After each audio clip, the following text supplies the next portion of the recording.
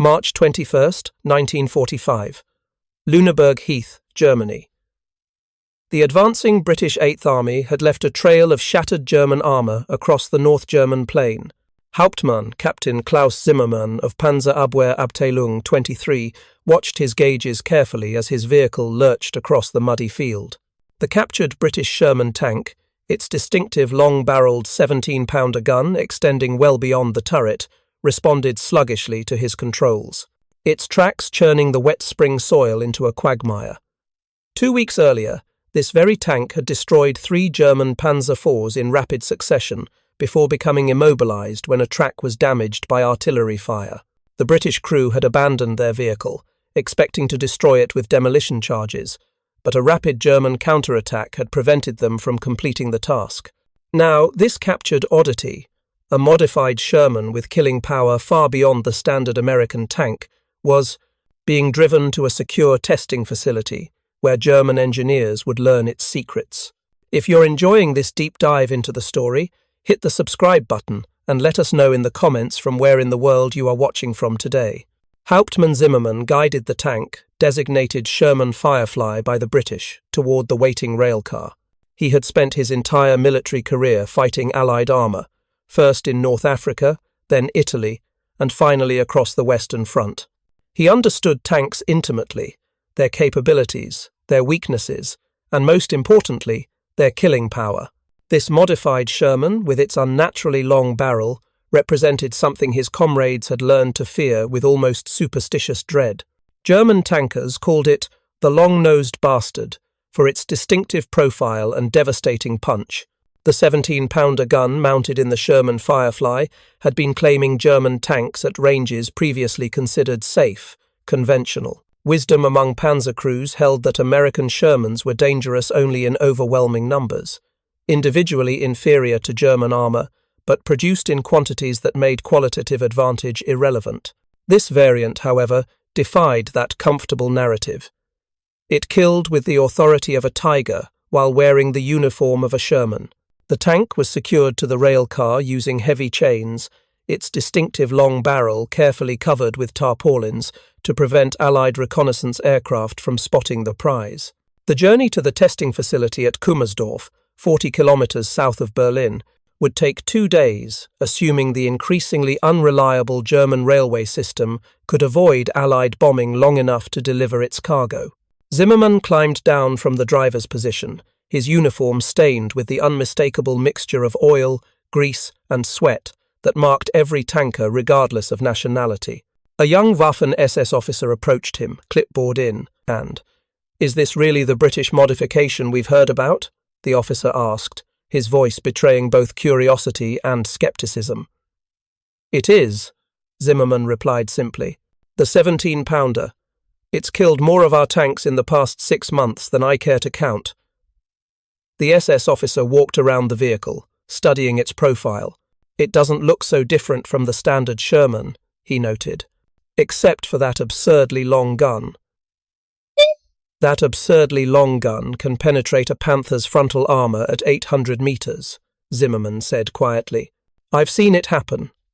3 Panthers from the 3rd Company, Panzer Lehr, 1 shot each, frontal penetration, all 3 killed."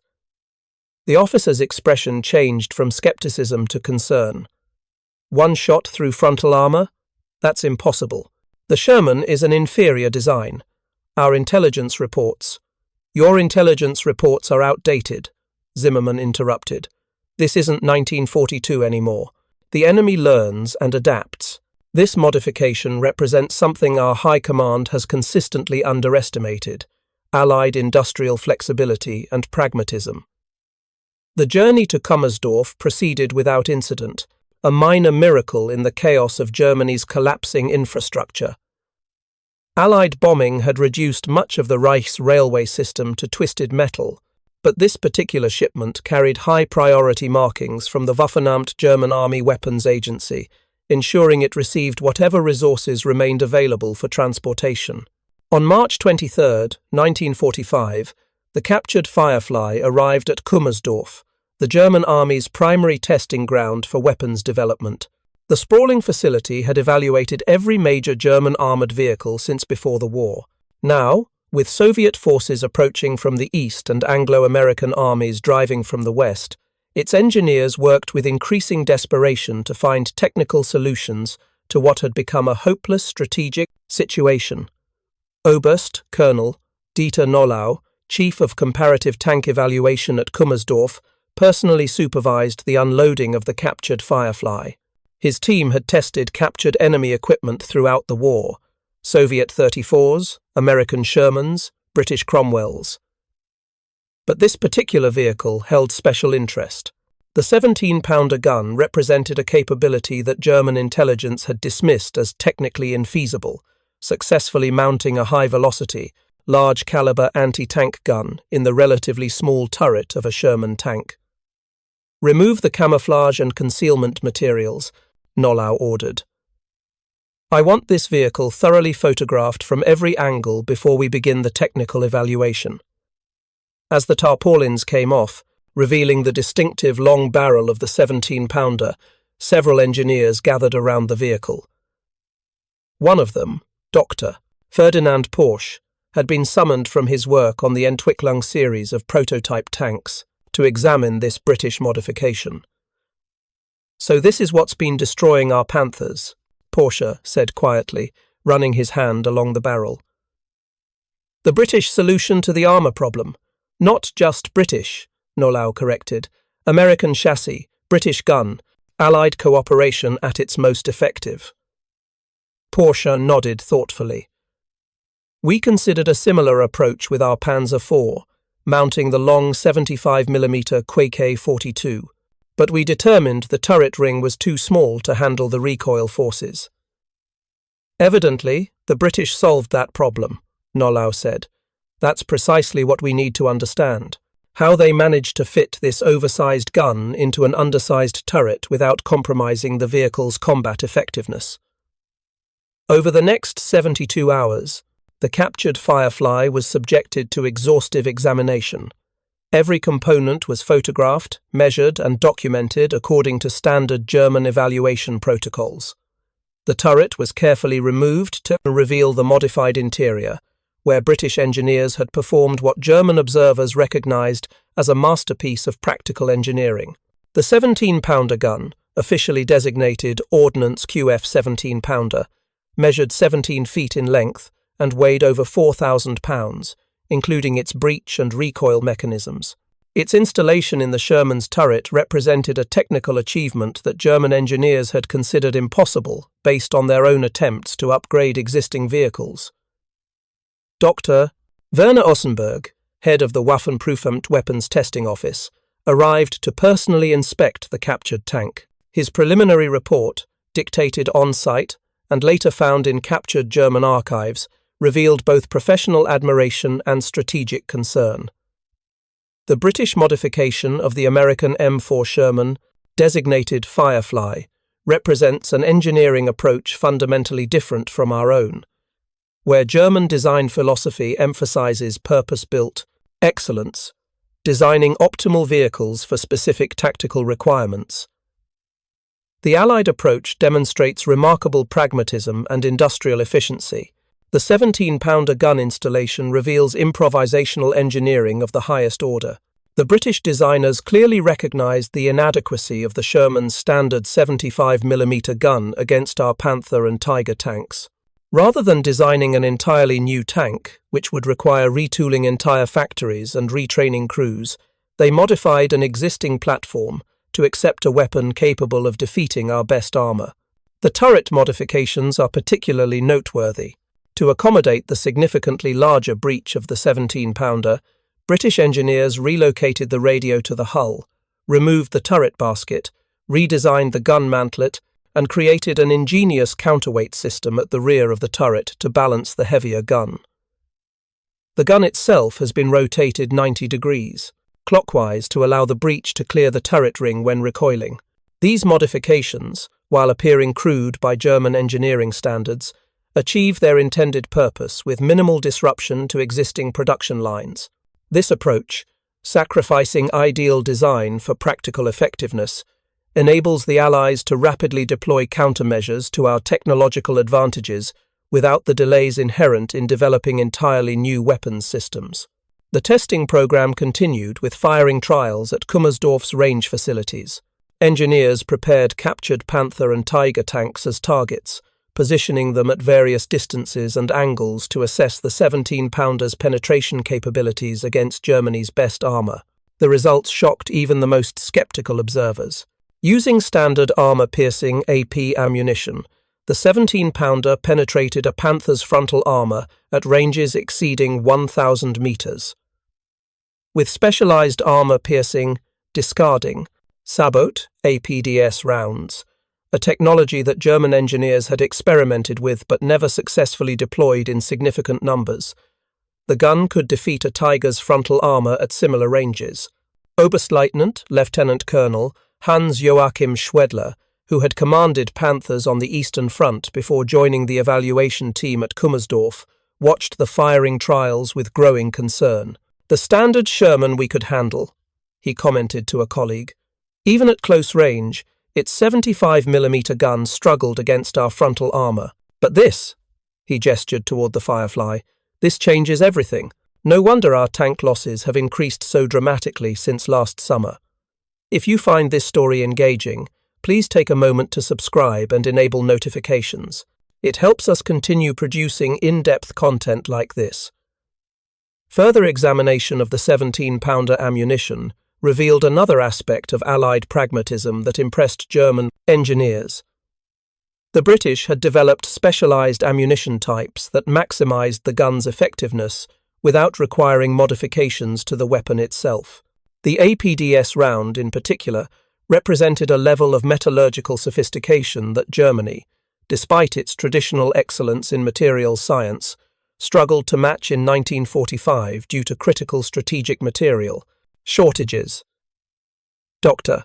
Ernst Eckert, a ballistics expert who had worked on the 88mm gun used in Tiger tanks, conducted detailed analysis of the 17-pounder's performance characteristics. His report highlighted the gun's muzzle velocity of 3,200 feet per second, significantly higher than the German KOK-40, the main armament of the Panzer IV, and approaching the performance of the dreaded 88mm.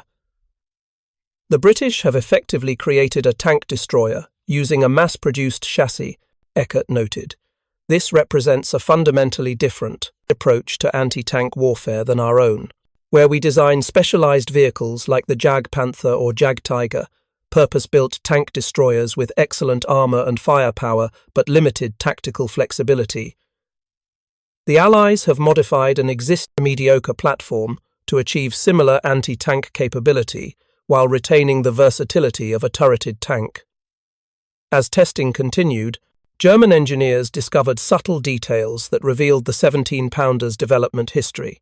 Documentation found with the vehicle showed that British designers had faced significant challenges fitting the massive gun into the Sherman's turret.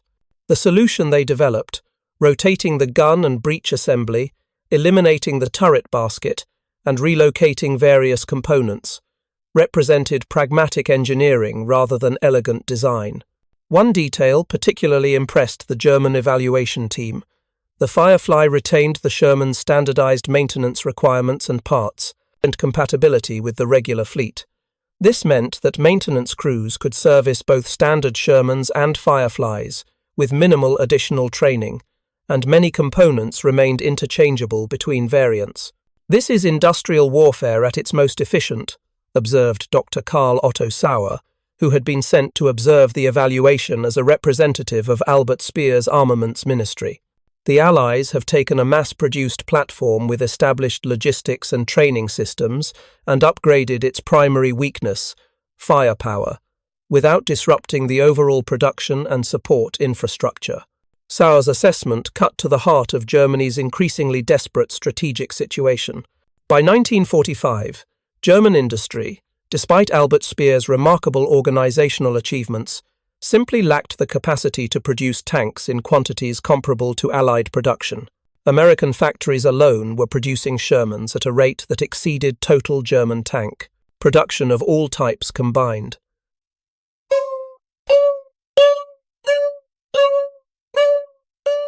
The Firefly represented something more troubling than just a technical challenge. It demonstrated that the Allies could identify tactical problems, develop effective technical solutions, and implement them at scale within timeframes that the German armaments industry could no longer match. Oberst Nollau summarized this concern in his final report on the Firefly evaluation.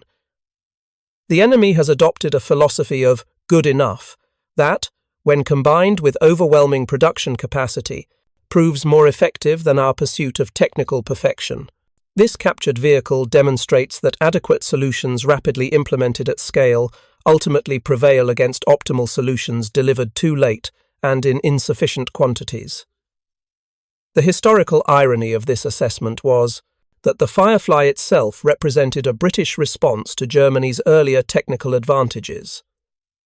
When the Panther and Tiger tanks first appeared on the battlefield in 1943, they outclassed all Allied tanks in protection and firepower.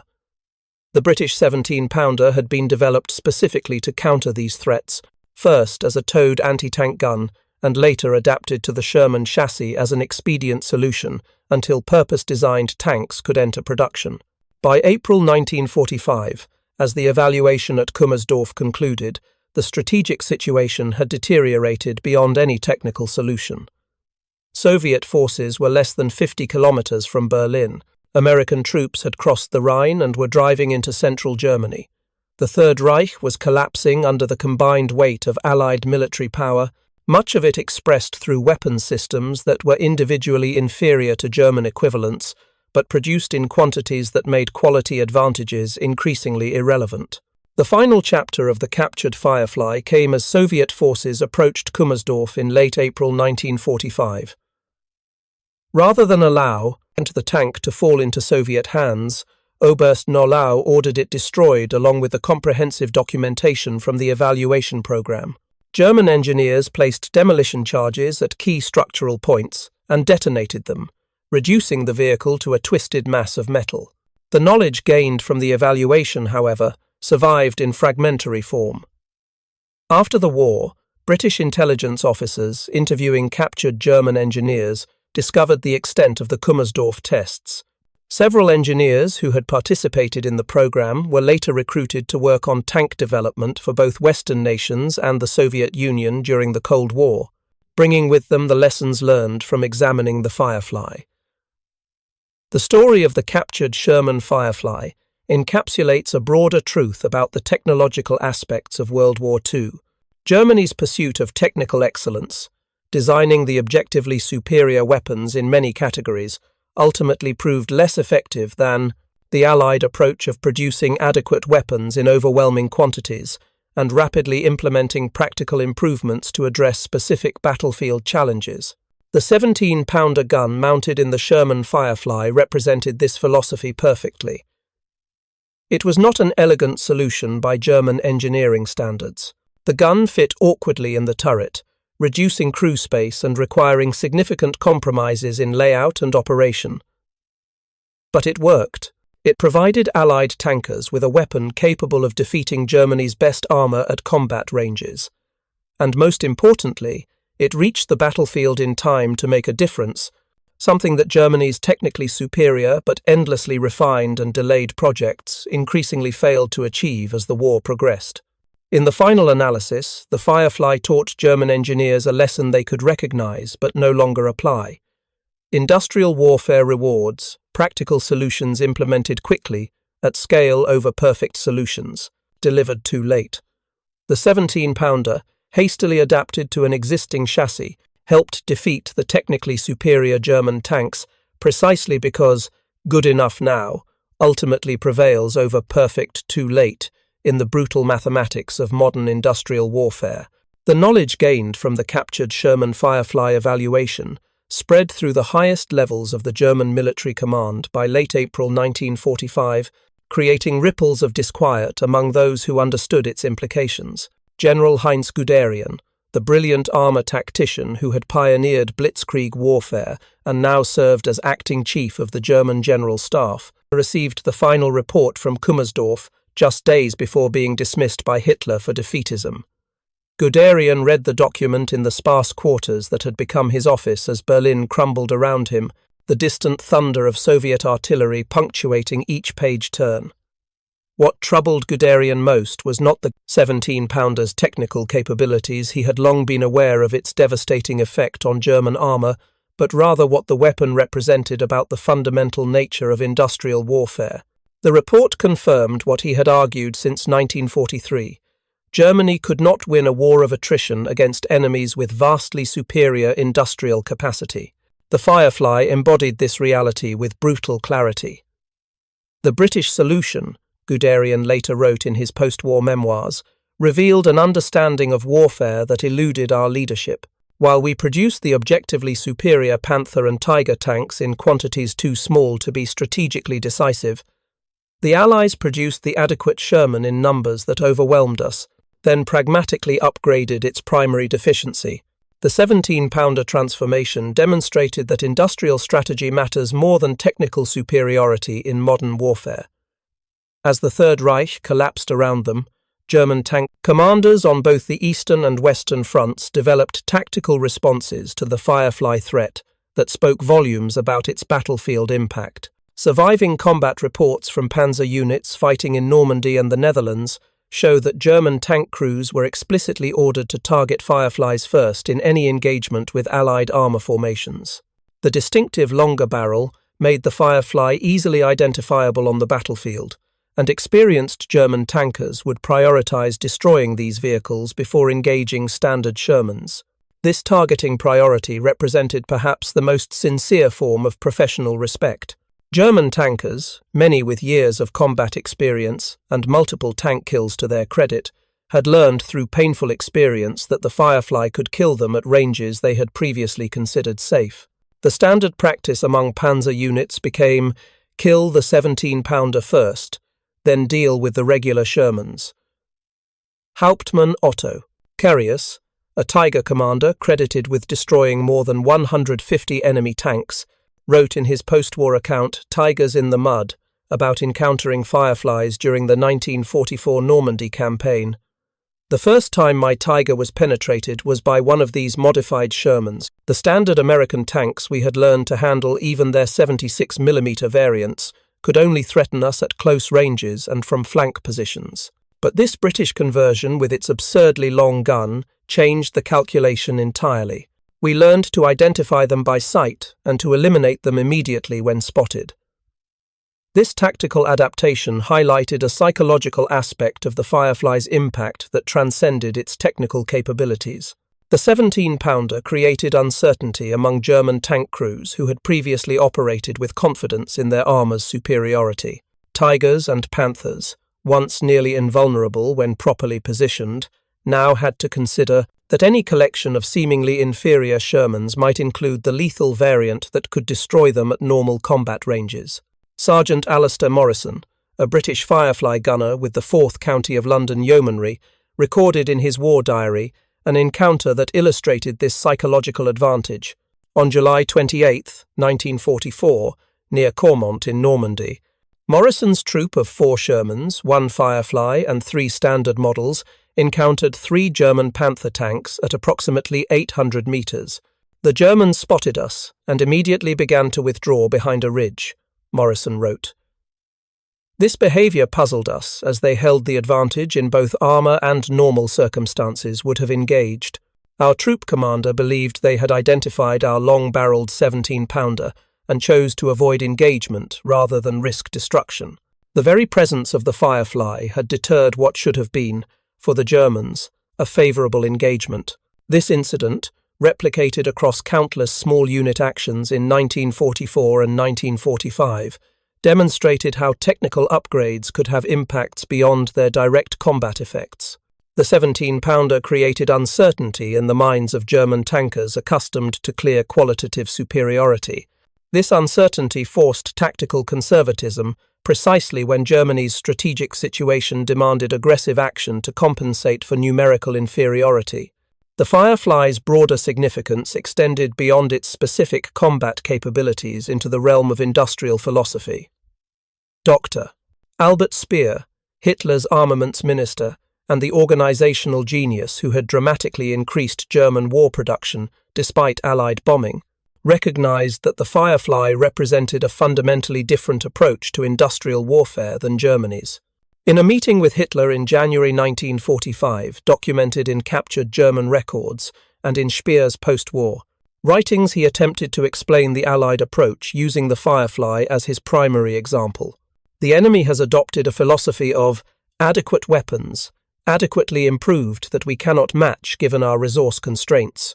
While we pursue technical perfection in new designs like the King Tiger and Jagdtiger, they simply modify existing vehicles to counter our advantages, then produce them in overwhelming quantities.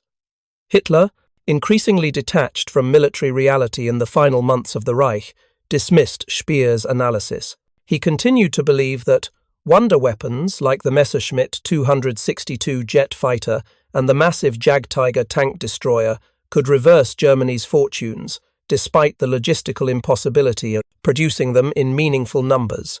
This disconnect between Hitler's technical fantasies and industrial reality reflected a fundamental miscalculation that had doomed Germany's war effort from the moment the conflict expanded beyond Europe. The Third Reich had entered a global industrial war with a manufacturing base inadequate for the task. German industry in 1941 produced approximately 12,500 aircraft annually. The United States alone would reach 16,000 aircraft in 1942 and almost 100,000 in 1944. These production disparities, evident across every category of war material, revealed the fundamental strategic error at the heart of Germany's war effort. Technical excellence could provide tactical advantages and even short-term operational success, but it could not overcome the relentless mathematics of industrial production. The Sherman Firefly, by combining American production capacity with British pragmatic innovation, embodied this reality with particular clarity. British Sergeant George Dring of the 23rd Hussars, a Firefly commander who survived the campaign from Normandy to Germany, provided perhaps the most succinct assessment from the Allied perspective. The Germans built incredible tanks that they couldn't produce in sufficient numbers. We took an average tank and found a way to make it kill their incredible tanks. Then we built thousands of them. That's why we won.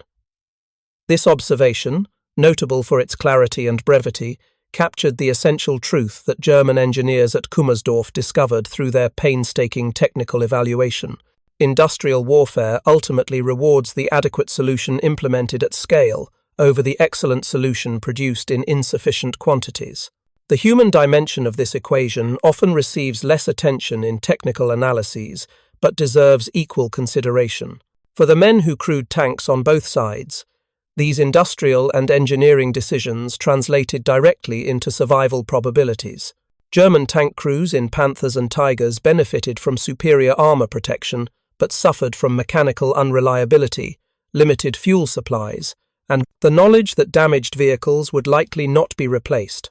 Sherman crews, while operating technically inferior vehicles in most respects, could rely on rapid replacement of damaged or destroyed tanks, abundant spare parts, and regular rotation away from the front lines. The addition of the 17-pounder to some Shermans partially equalized the firepower disparity without disrupting these logistical advantages. Lance Corporal Trevor Greenwood, a British Sherman crewman in the 9th Royal Tank Regiment, recorded this reality in his war diary. "German tanks are better than ours. Everyone knows this. But we have more, much more, and now with the 17-pounder, we can kill them before they kill us if we're clever about it. Just as importantly, when we lose tanks, and we lose many new ones arrive within days, the Germans cannot say the same." This human perspective highlights an often overlooked aspect of industrial warfare. Technical superiority provided German tank crews with tactical advantages, but also created false confidence in strategic success that reality could not support. Allied crews, conversely, operated with a clearer understanding of their situation.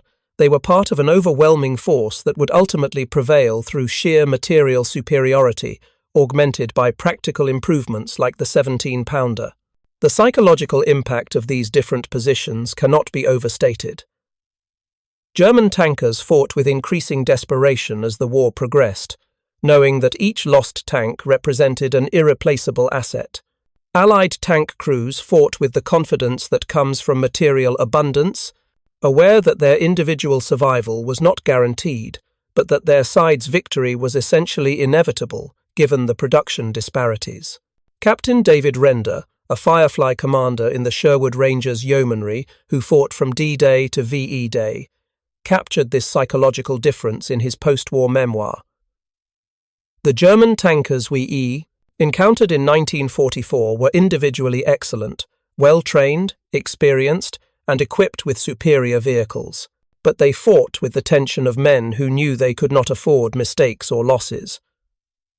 We, conversely, operated with the freedom that comes from knowing that our side would ultimately prevail regardless of individual engagements.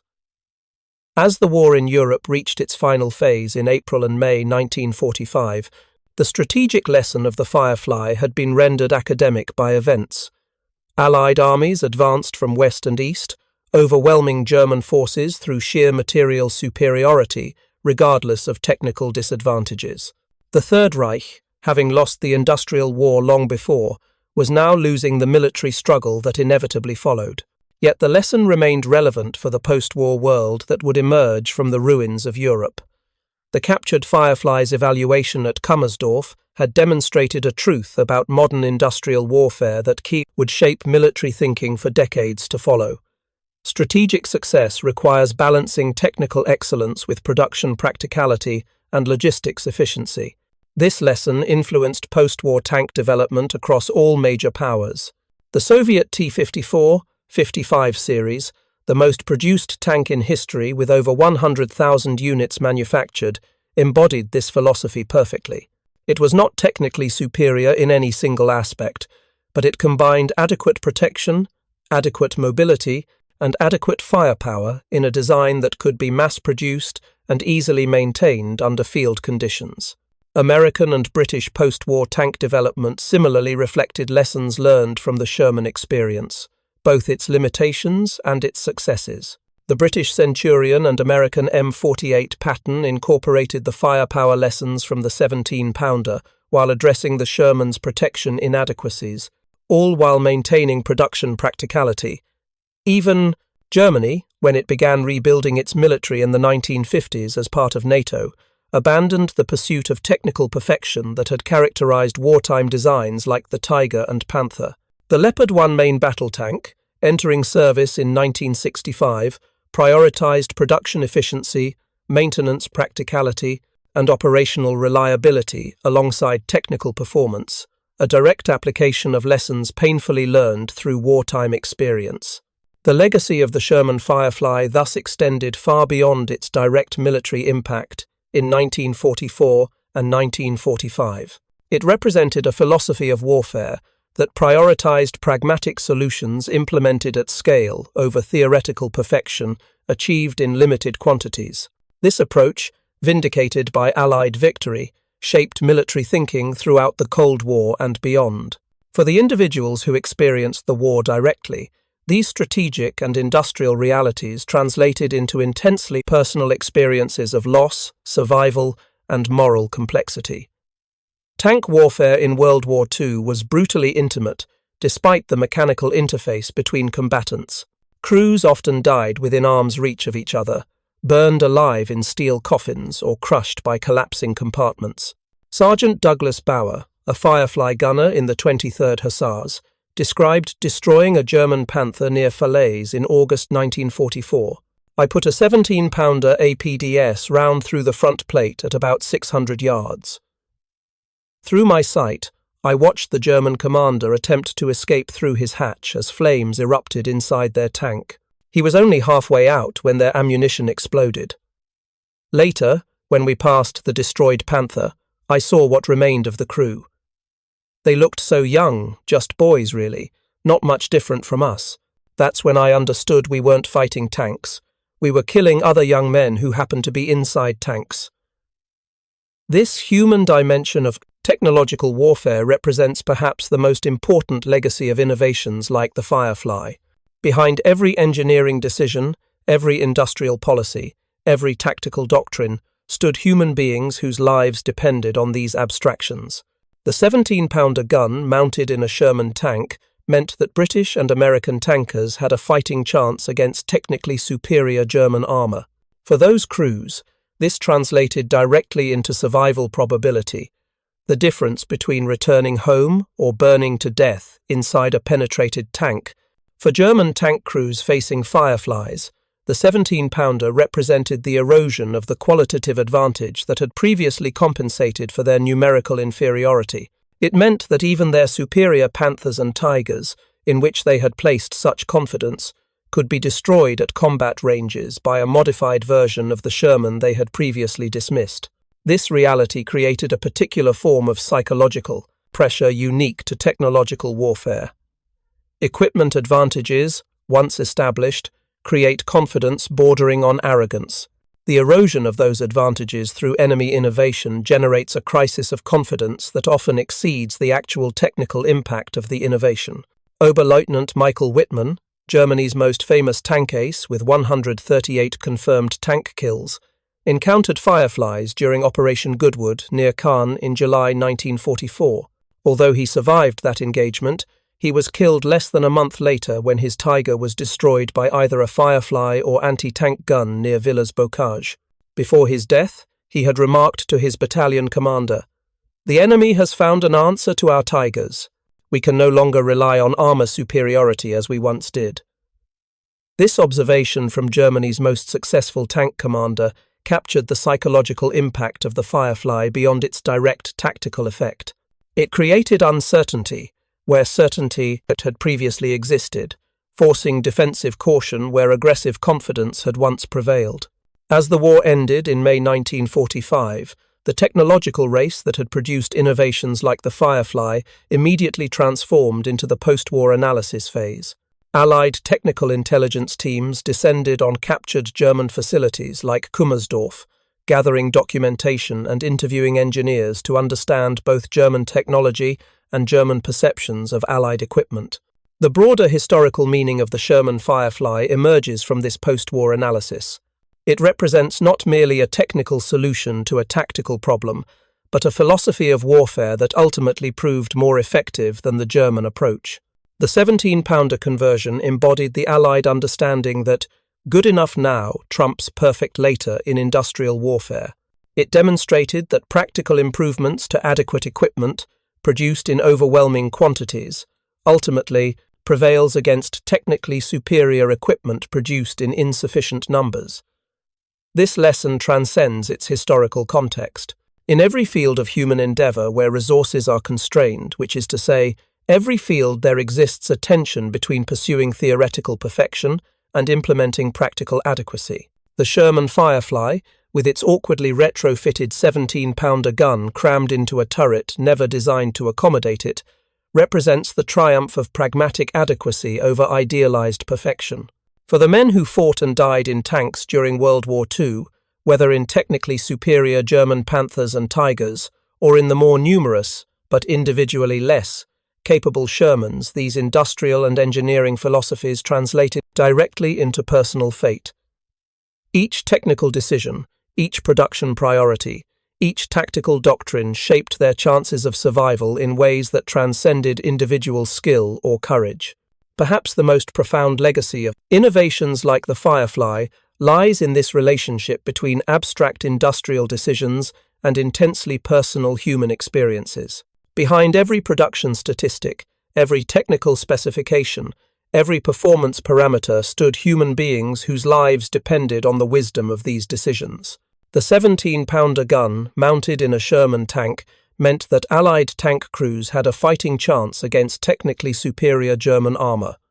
Not an equal chance, but enough of a chance that skill, tactics, and courage could make the difference. In this respect, the Firefly represents something more significant than merely a technical adaptation. It embodies the moral responsibility inherent in industrial warfare, the obligation of those making strategic decisions to provide frontline personnel with equipment adequate to their task.